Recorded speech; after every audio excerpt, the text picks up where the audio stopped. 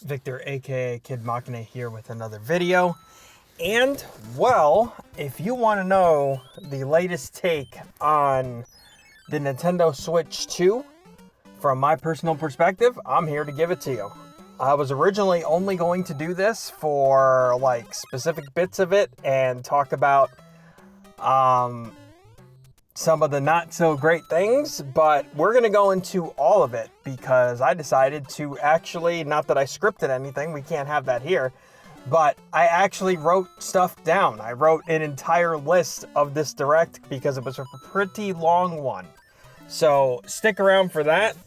We're going to do please go ahead and drop a like and subscribe thing. It really helps us out. By us, I mean me. I'm the only one who works on this channel, but, you know, like and subscribe if you would like, if you value the content, and we're just going to go ahead and get right into it from here. So, with all of that said, the Nintendo Direct. The way we're going to start this is we're simply going to say, well, what I was excited for. And it's not a long list. It's Metroid Prime 4 Beyond. It has a release date now. And it is also Hades 2. And the very short list, I technically have the early access of Hades 2 on my PC, so, like, do I really need to buy it on the Switch?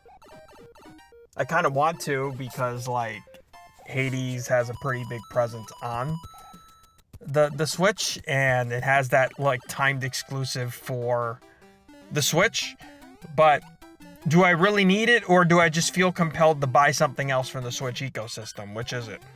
You know? That's pretty much it. I feel like I had one more thing to add. The other thing to add is this. There was a lot to show. But even that has, like, its own little caveat to it, in my opinion. Because there was a lot to show. There is definitely much more now to even show for Switch 2 as potential options. But with that said, I feel that's the perfect segue into going bit by bit into this. And I just have to start right out of the gate upon doing so and say, what's happened? Like, really, truly, what happened here? And this is going to be a theme throughout that might be the strongest in the beginning. Because we started things at the Direct with the 40th anniversary of Mario.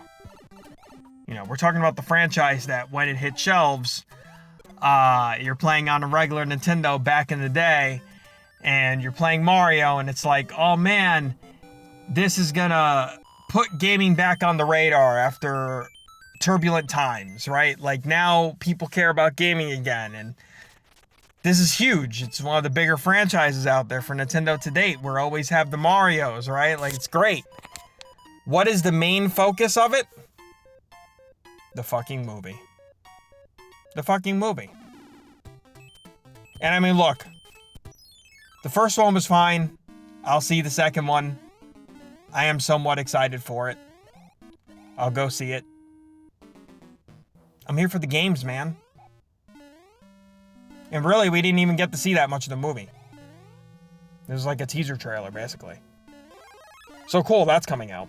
Now, I guess we even have a date, April 3rd. I didn't catch on to that when I first looked at it. So the next thing. Games, right? We want the games. Galaxy 1 and 2 HD. Cool. One of these games, you guys sold us already. So, for anyone in this awkward position, you have a couple choices.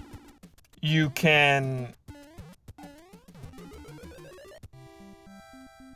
pay $40 to get just, because they did offer separate options. Because if they didn't, I swear this would be even more robbery than what it already is.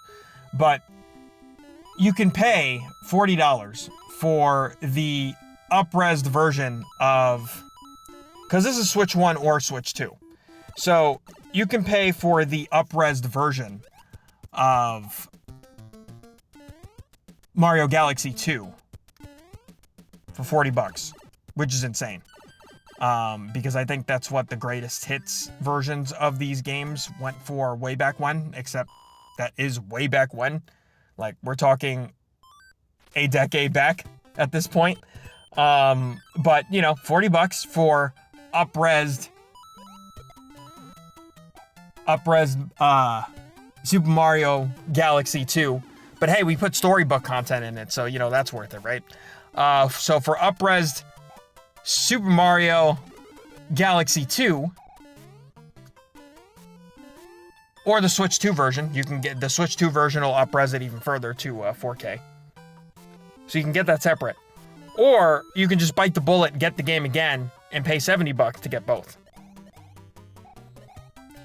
Now, this choice would be easy, except they didn't say anything about anybody that already has like that first All-Star collection, which was $60, by the way, $10 cheaper, and you got one more game, whereas this you only get 2 games, and they're selling it for $10 more.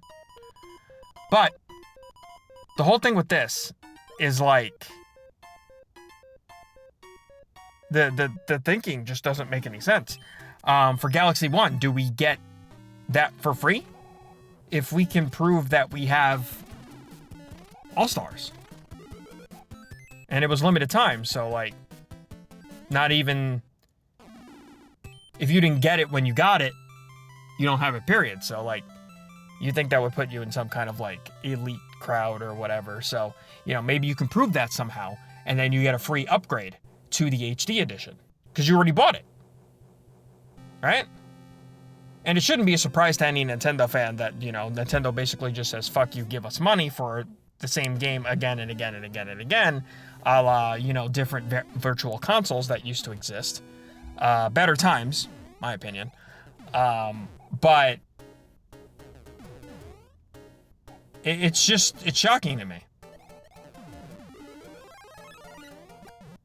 So it would be an easy choice, but even then, just as $40, when you consider that that's what I think the greatest hit version was, it feels bad. And really, truly, certain people out there that are already sailing the high seas, as they say, have already up-res this on their own. So there's, like, no real case to buy this game. But hey, it's coming soon. And to hype you up for the movie, it'll keep you involved. Because what we don't have, we being Nintendo, is a new 3D Mario to show. So we tossed a free upgrade at you for Odyssey. We're going to sell you this thing. But wait, there's more. Right? We can't just leave you with that. There's more. We have Mario Tennis Fever. I'm not even going to talk about this. Yeah, it's something for the Switch too, but it's a spin-off game, and it's a fucking tennis game.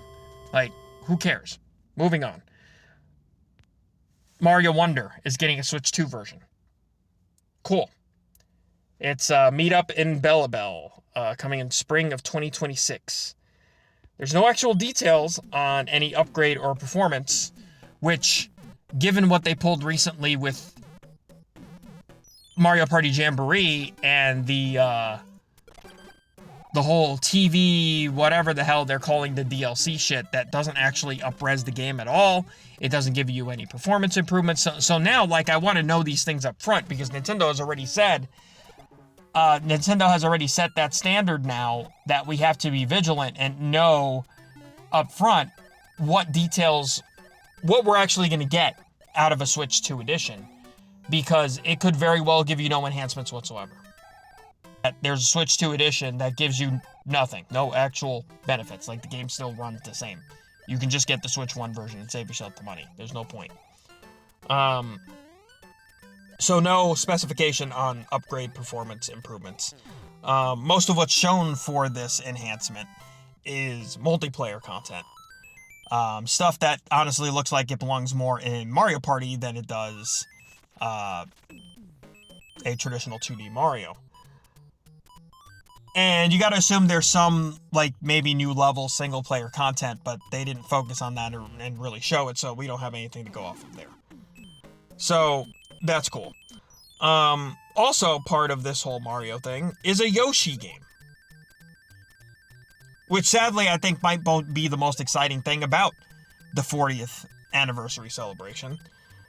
But honestly, looking at it, it looks like a watered down version of, say, like Woolly World. I was going to say Epic Yarn, but that's the similar art style for a different franchise for Kirby instead. But, you know, something kind of along the lines of Woolly World, or one of those Yoshi games, one of the newer ones that isn't Yoshi's Story. You know, still best one, Mario World 2, Yoshi's Island. Not Yoshi's Story. Yoshi's Story is something different. That's on 64.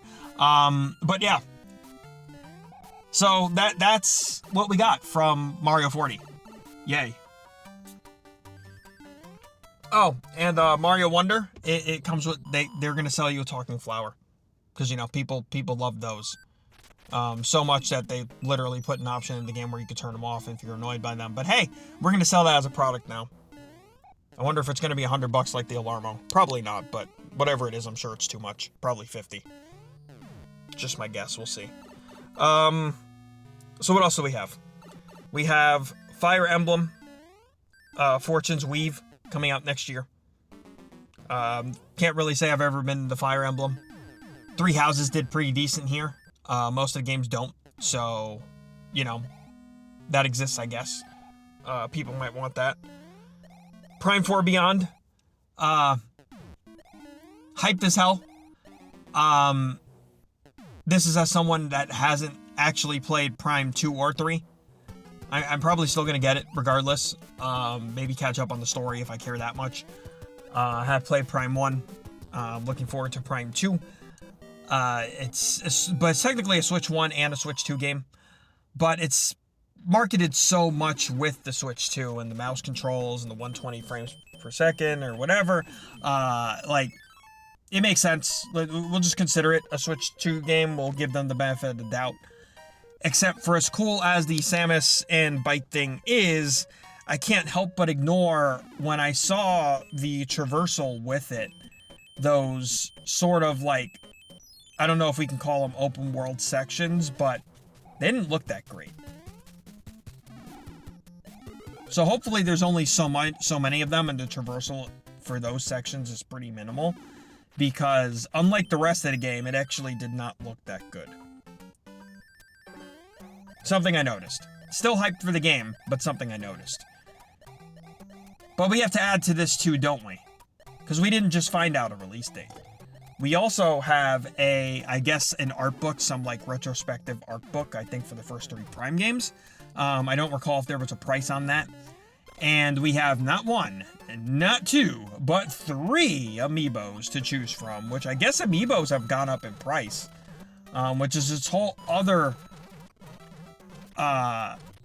subsection of a topic here. Because, and maybe I've just been away from amiibo for so long, but like, amiibos have gone up in price. I think amiibos are $30 now. That one with the Samus bike, I think, is going to be $40. I could be wrong on this. However, on the subject of amiibos, we're going to go back a little bit, because there were also amiibos, new amiibos announced for the whole Mario 40 thing. But they're not coming till next year. And they're jumbo ones. They show them side by side by regular amiibo, so that's cool.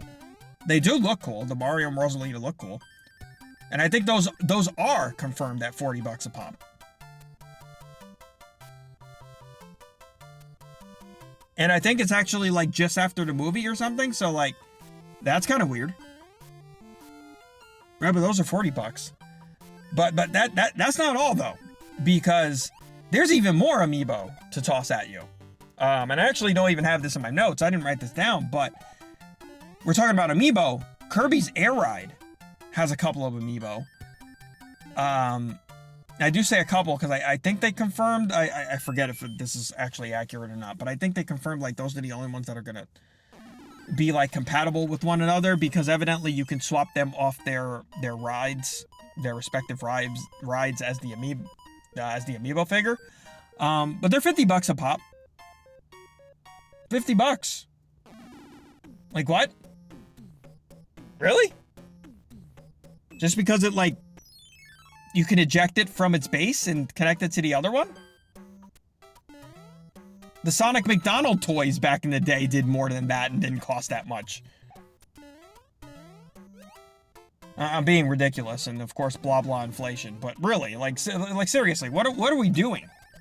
What is this? Moving on. We have Pokemon Animal Crossing. That's not its name, but that's what we're calling it.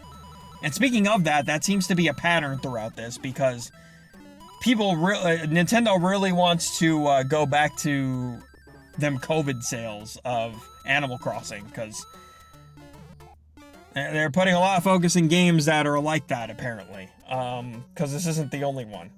I'm gonna have to get to that when I get to that point in my notes, but that's coming out next year.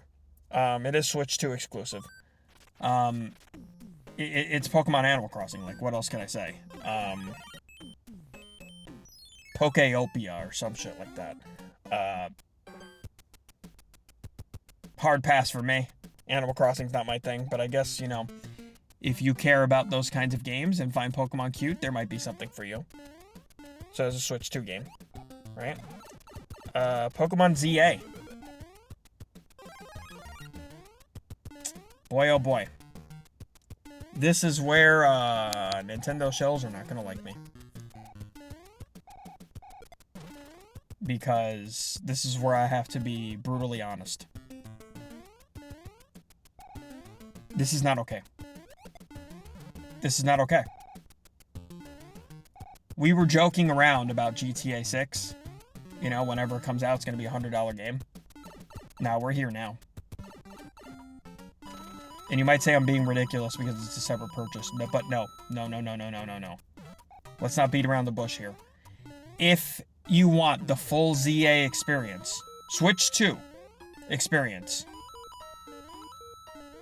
you pay $70 for the game. And then you pay an extra $30 for your day one DLC. Because that's what it is. And you can pre-order it. They announced DLC for the game that's not even out yet. So to get the full ZA experience, it's $100. Congratulations, Nintendo. Y'all beat Rockstar to the punch. And if anything, just solidified that they're going to do that. So congrats on that. Another first for you guys, pushing the envelope for price. There was a time where budget mattered to Nintendo. We're not there anymore. And this makes it clear as day to me. If it's Switch 1, of course, it's $90. But then, yeah, push the envelope an extra. We already pushed it 10. Let's push it an extra 10 or 20 past that point. Which I suppose we're already doing as is. Because something else on the list, and I'm kind of skipping on my list at this point, but DK Bonanza that just came out. Which I have praises for. I still think it's the best thing to get on the Switch 2, if you're considering a Switch 2. Not even close. And even though I did not pay full price because I split it with my partner, this is a game that has DLC not long after coming out. And it's $20. That's not bad, right? Your upgrades are anywhere between free or $20, or $10 or $20. So it's not so bad, right? Maybe not, but all you're getting with this DLC is they added a roguelite mode to the game. And it's weird to say they should have just included this with a game that's already jam-packed full of content. But this is something that very well just could have been included and really doesn't add an enhancement to the game. And, you know, you could consider me just hating on it for that. But, like, I didn't care about the added roguelite mode in God of War Ragnarok. I didn't care about it when they did it for The Last of Us 2 Remastered. Like, they just tossed it in because they could. This isn't worth an extra cost to me. If anything, this should have been free. But, you know, then Nintendo won't make money off of it. The greed for this Direct, for all it offers, there's a lot of opportunity to rip you the fuck off. And we haven't even gotten to the worst part yet. That's what makes it terrible. There's some terrible things on here, price-wise, and, you know, it's always up for debate. People have different values with different things, but we have not even gotten to the worst part yet. We have Hyrule Warriors. That's cool. I don't know how the hell there's a third one for a spin-off series that's in the Dynasty Warriors universe, which is literally the same game for decades, since however long they've been making that franchise. And somehow we're three in for this thing. Not even spanning the entirety of the Zelda universe, just specifically the Breath of the Wild aspects of it. We're three in. Like, how? Why are we still... I don't know. For whatever niche crowd that likes that, here's your Switch 2 game. Here's an additional Switch 2 game for you, coming out November 5th. Here's the biggest ripoff by far. The Virtual Boy. Why is it the biggest ripoff by far? It's pretty obvious, isn't it? The peripheral, which you need to connect your Switch 2 to, by the way, in order for this thing to work, which is weird. But the peripheral is $100. It's $100.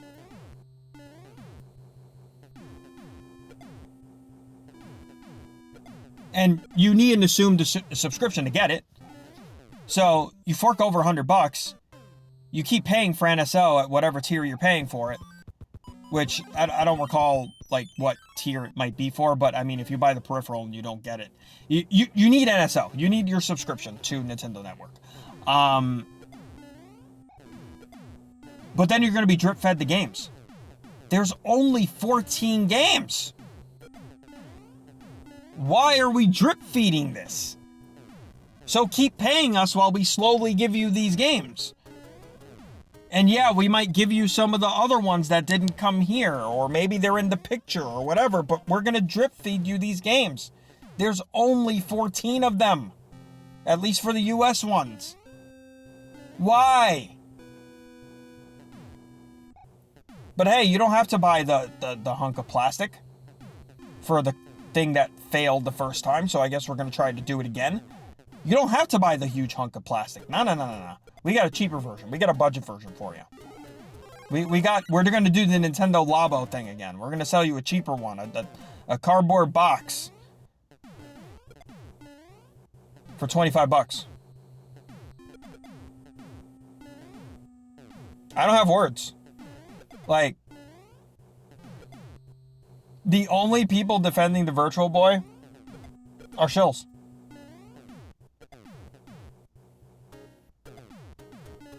Yeah, I'm not sorry for who's offended by that. There's no reason for this. Even if you buy into all of it, the fact that it's being drip fed is gross. It's gross. And it's shit like this, when you combine it with some of the other things that have already been said here, now it makes sense why Nintendo is hyper vigilant to take down anything related to the high seas. And like, I get it. You know, you have your right, protect your IP and all that, but they're like hyper vigilant on it. And it's so they could turn around and sell us lesser versions of the same shit and overcharge for it. It's gross. Tamagotchi Life. Some game with Mii's. I thought we forgot about Mii's. I didn't think we still gave a shit about that, but that's coming out next year, spring of next year. Looks like yet another Animal Crossing type game, so that goes back to the point from earlier. I already talked about Bonanza. We are doing FF7 Intergrade on early next year. So if for some reason you haven't played this game yet, and it's only the first part of the 7 remasters or remakes or whatever we're calling them, early next year, 1/22/26. For Switch 2. So if you haven't played it yet and have no other way to play it, and you're okay with a probably 40 FPS at best running game, go for it. Dragon Quest II Reimagined. I don't have personal investment in it, but being a portable console that has a lot of JRPGs, It does look like that trend is going to continue on the Switch 2, so that is something to genuinely be excited about. If that's basically your niche or type of game that you want to play a bunch of, it does seem like you'll be doing a lot more of that on the Switch 2. Because I think a lot of what Square Enix is doing will end up being on there as well, so it'll be a good console to be doing that. We already talked about Hades 2. Not a ton to say. Great hit for the indies. You know, if you don't have a PC to get it on, obviously get it here. I'm excited about that. Dynasty Warriors Origins, I kind of already went over that. It's fucking Dynasty Warriors, who cares? Now it's coming to the Switch. Probably gonna run like shit. Monster Hunter Stories. If you like Monster Hunter and also like Pokemon, it's the next iteration in that. Monster Hunter Stories 3, coming out for the Switch 2. I didn't even write a date on that. I'm not sure if there's one. I think it's next year. Fatal Frame 2 Remake, for the people who cared about horror way back in the day. That's being remade out of nowhere. The second one, called Crimson Butterfly, that's coming to the Switch 2 next year. I kind of have these all written down at once. So you get Switch 2 upgrades for some random One Piece game, Overcooked 2, Stardew Valley, which is huge because, Stardew Valley is one of the indie greats. But for Stardew Valley and some game that I can't even read my own handwriting on, but they all get Switch 2 upgrades. I assume those are free. Stormlancers, some random co-op roguelite available today that got shadow dropped. You can't play it on the Switch 1. Another survival game, which, that may very well be yet another Animal Crossing type thing, called Donkam, November 5th, Switch 1. Popocom, a puzzle shooter, Switch 1, this holiday. And then some weird Saiku game planet. Planets and Food. I don't even know how to describe this game if I tried, but it's Switch 1 and Switch 2. So, that's it. That's the end of the list. So, to kind of recap, right? There's a lot. You might even be able to say there's a lot to potentially be excited for. But in my personal opinion, especially with all the discourse going around right now about how very clear as day anti-consumers Nintendo is being, more so than ever, there are wins, little ones if you can consider it that, within this Direct to be had. But we needed something bigger. And I don't know what that is. I'm not saying I have the answer. Actually, maybe I do, because of Mario 40th, right? Like, hell, bring back 35 and name it 40 instead. At least it would have added something to the mediocre 40th, but whatever. The obvious answer, clear as day, would be something new Mario related, but they're just not ready. Clearly, they're just not ready. So they're trying to toss all the other Mario stuff and or sell us and not even remastered versions, just touched up versions, touched up ports of the same games that have existed for years. So I mean, it is what it is. And again, I don't know what that new thing would have been, but we needed something. And we don't have to restrict ourselves just to Zelda. Nintendo's got IPs to play with. I do think we needed that. Because even Prime 4, if we break it down, is a Switch 1 and Switch 2 game. So even though I will be a buyer of Prime 4, really, buy a console for the games, right now it's still DK Bonanza. And it's not even close.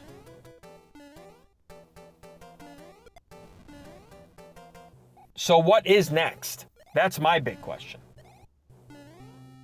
While I may get stuff on it, it's probably going to be like third-party or Switch 1/Switch 2 games over time.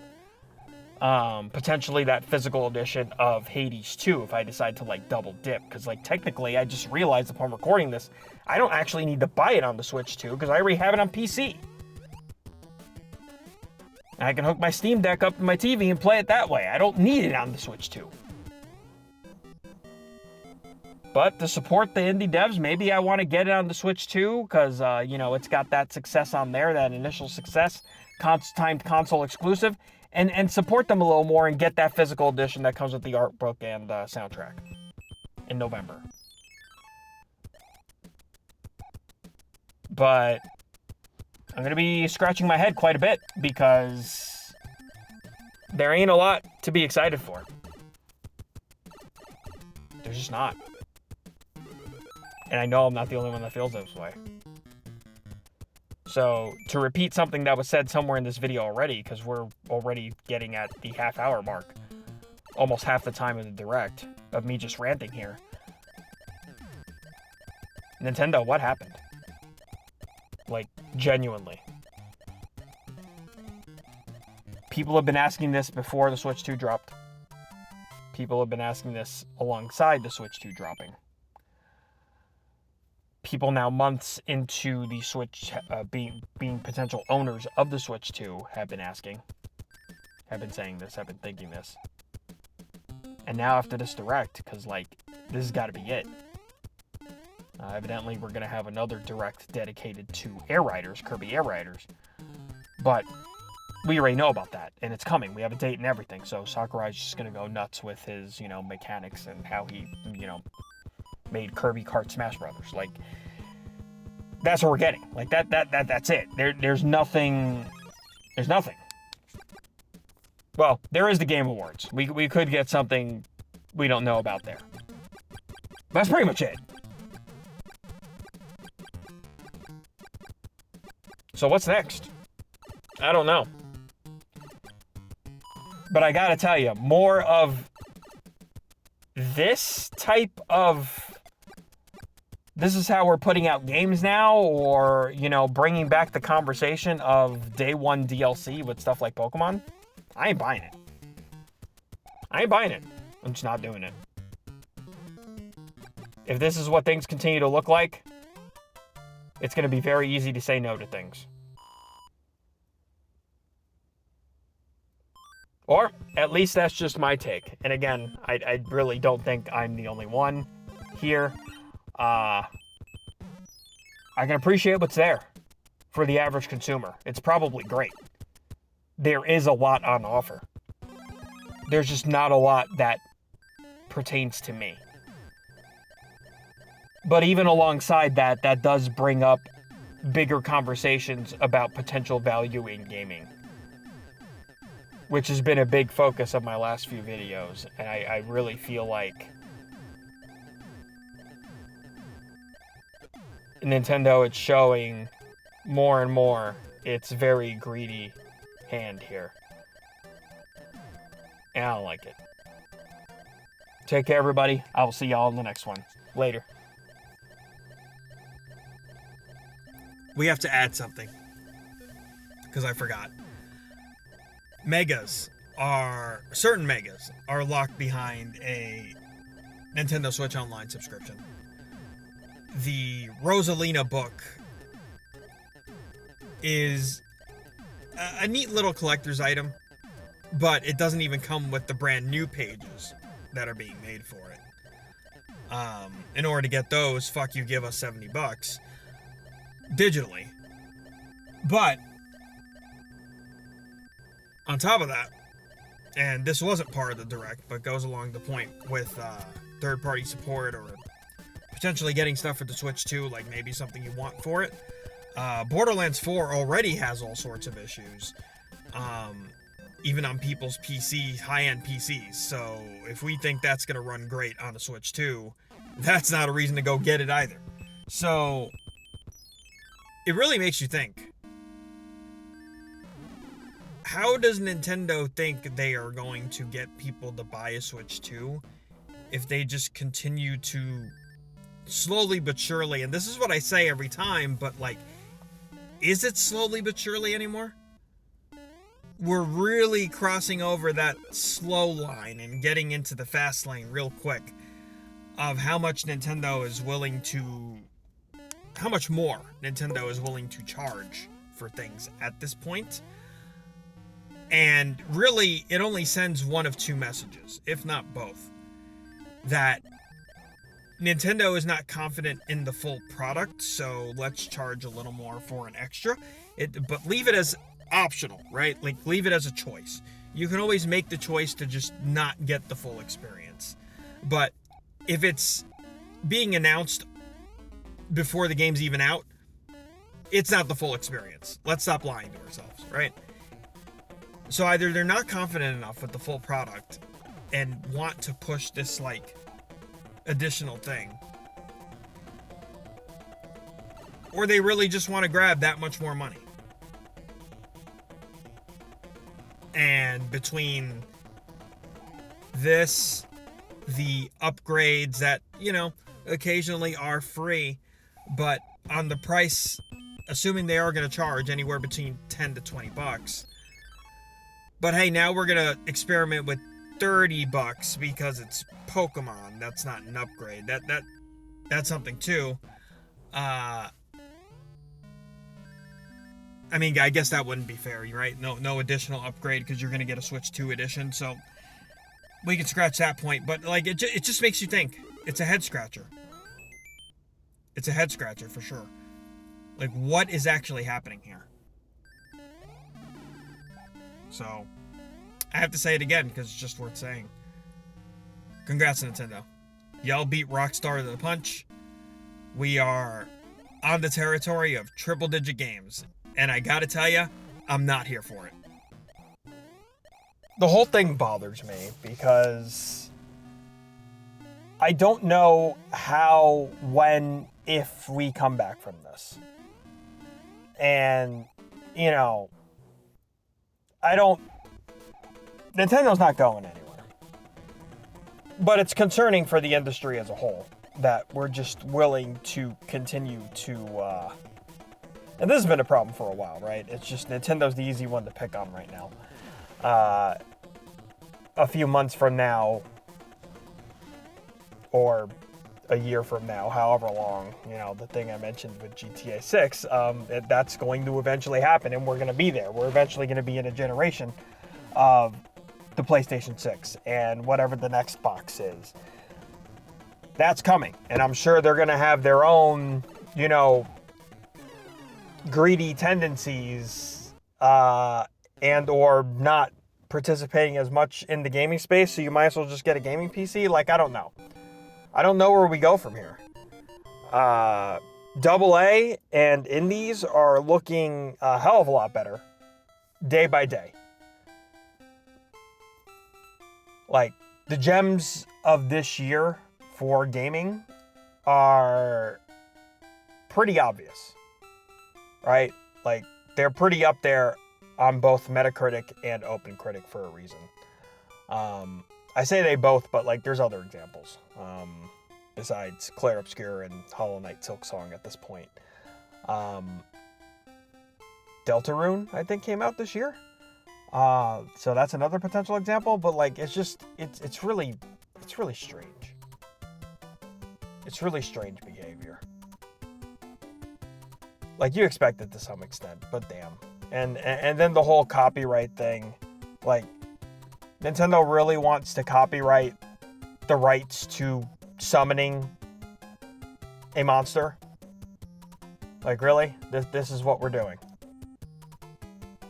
Instead of coming up with the next innovative thing that isn't just like, let's try and sell a failed console for the second time that requires an online subscription, fuck you, give us money.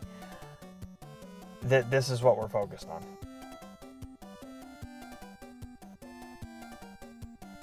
And I know there's technically a couple other patents, but the fact is, apparently these patents shouldn't have even actually passed, and they did.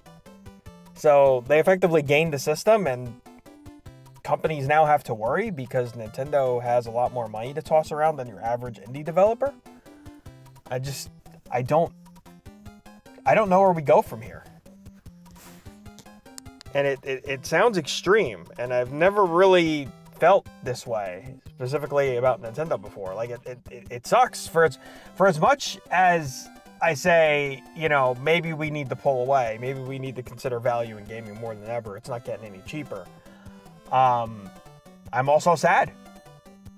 Like, Nintendo's done some shit before, but this is like, these are the sequence of events that I think is going to affect them in a big way. And not just the, Wii U flop that we can brush off years later and or enjoy the library on a much better system. This looks like something different. And it ain't good. It's making a very strong case for PC Master Race. As much as I hate to say it. People are most definitely going to start seeking other options for Mario Galaxy. They're going to celebrate the 40th on their own for free by sailing the high seas instead of paying $70 for two great but very old games at this point. I just don't see it. I don't see how we come back from this.